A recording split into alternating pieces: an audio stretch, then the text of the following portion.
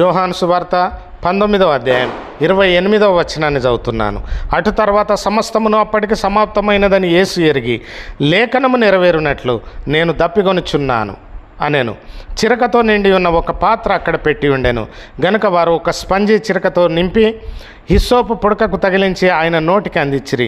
యేసు ఆ చిరక పుచ్చుకొని సమాప్తమైనదని చెప్పి తల వంచి ఆత్మను అప్పగించాను. ఇక్కడ చూసినట్టయితే యేసుక్రీస్తు ప్రభు తాను దప్పిగొనుచున్నాను నేను దప్పిక ఆ ప్రభు మరి ఈ లోకంలో 33.5 సంవత్సరాలు తను జీవించిన సమయంలో 3.5 సంవత్సరాలు తాను పరిచర్యలో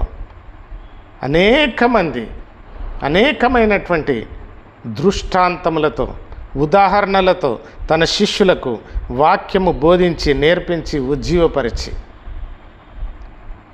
అనేకుల యొక్క వ్యాధి బాధ పాపములు వాటన్నింటి నుండి విడిపించి తన కార్యాన్ని తాను చేసుకుంటూ పోతూ ఉన్నాడు. కానీ తనకింకా ఏమున్నదట? దప్పిక ఉన్నదట. ఏమున్నదట? దప్పిక. దప్పిక ఆయనకు తీరలే. ఇంకా ఆత్మల దాహం ఆయనకి ఇంకా తీరలే.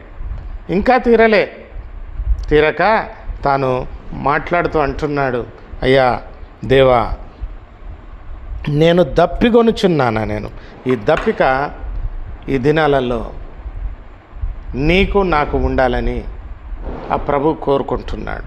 ఈ వాక్యం వింటున్నటువంటి వారలారా, విని మరి విడిచిపెట్టడం కాదు, కానీ ఆ యొక్క దప్పిక ఆత్మల సంపాదన అనేటువంటి దప్పిక నేటికి వృద్ధాప్యములో ఉన్నటువంటి సేవకులు సేవకురాండ్లు ఇంకా ఆత్మల దాహముతో ఉంటున్నారు. ప్రభువుని అడుగుతున్నారు, ప్రభు ఇస్తున్నాడు. ప్రతి సంవత్సరం నూతన ఆత్మల చేత మందిరాలు నింపబడుతున్నాయి. తన యొక్క పరిచర్యను సేవకుడు ఆయన యొక్క పరిచర్యను దేవుడు ఆశీర్వదిస్తూ అభివృద్ధి చేస్తున్నాడు. మరి దేవునికి మరణానికి సమీపంగా ఉన్నాడు. ఆ చిరక పుచ్చుకొని తన యొక్క ప్రాణాన్ని ఏం చేసిండంట? సమాప్తమైనదని చెప్పి తల వంచి ఆ ఆత్మ ఎక్కడి నుంచి అయితే వచ్చిందో ఆయనకు తన ఆత్మను అప్పగించిండట.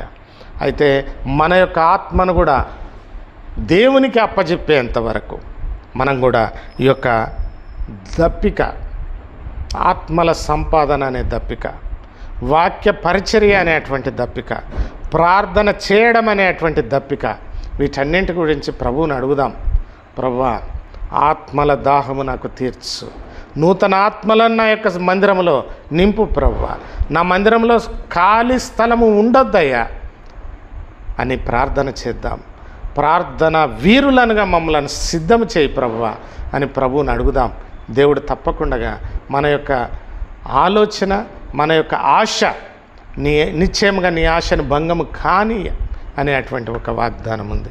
ఆ ప్రకారం దేవుని యొక్క సన్నిధానంలో మనం ఉంటూ ఆ యొక్క దప్పిక మనం తీర్చుకుందాం. దేవుడు మన యొక్క ఆశ తీర్చునుగాక. మన ఆత్మల సంపాదన, మందిరాల నిర్మాణం, నూతన ఆత్మల యొక్క రక్షణ, సాతాను చీకటి శక్తుల నుండి ప్రజల యొక్క విడుదల, ఇవన్నీ కూడా అనేకమున్నాయి. ఇంకా చెప్పాలంటే ఆ యొక్క ఆశ మనం కలిగి ఉందాం. దేవుడు తన యొక్క కృప ద్వారా మనల్ని రక్షించుకున్నాడు. మరి ఇంకా విడువబడినటువంటి వారు, వెలుపల ఉన్నటువంటి వారు, చీకటిలో ఉన్నటువంటి వారు, కుడి ఎడమ తెలియకుండా ఉన్నటువంటి వారు, వారందరినీ కూడా ఆయన యొక్క సన్నిధికి తీసుకొని రావడం అది మనకెంతో గొప్ప భాగ్యం.